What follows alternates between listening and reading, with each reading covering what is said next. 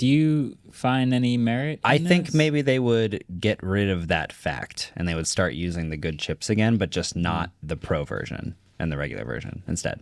Okay. Because like the Pro phone, the big Pro phone, the most expensive one in the United States is always the one that sells the most in the right? US. In the Yes, United States. it is. So it kind of makes sense. I mean, they're planning on releasing 2 new iPhone models in the next 2 years.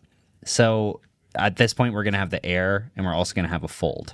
Can we make an example of how this would play out in Yes. 2026? Yes. So Okay, so last year we had in 2024, the iPhone was the 16, 16 Plus, 16 Pro, 16 Pro Max. Mm-hmm. Then we got the 16e at the beginning of 2025. Mm-hmm. So now the end of 2025 would still be This is normal besides the Air still that be comes out normal. this year. So this is starting 17, next year. 17 Pro, 17 Plus, 17 Air. Yeah. Great. So then in 2026, we would get the iPhone 18 Pro and 18 Pro Max, and those are the premium iPhones.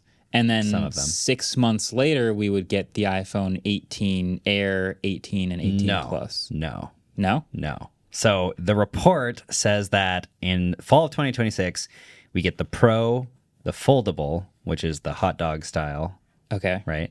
And then you also get the Air. Okay. And then it's 6 months later that you're going to get the regular models and the E. So the regular gets pushed to E launch, which is usually like Q2-ish Yeah. of the following year. Yeah. So kind of like the A series in Pixel. Right. So I'm not totally sure how they're doing this chip-wise, whether or not they're just going to give all the iPhones the good chip again, except not the Pro version, so like one less GPU core. But it does kind of make sense to release all the Pro versions at the same time because those are the most hot-selling ones anyway. And if you have 3 kind of Pro-ish iPhones, it depends on if you consider the Air a it's Pro the phone. Air. The Air is at least be the one premium that in a lot some of people way. want to buy. Yeah, it's Sure. premium. So Allegedly. Allegedly. So I think this makes a lot of sense, but it is interesting to think of the regular iPhone getting kind of delegated towards the more budget side of the world, you know? Yeah. Yeah. Fascinating. I mean, I never had a problem with all the iPhones coming out at the same time, but I also would find it interesting to have different release cycles than we usually do.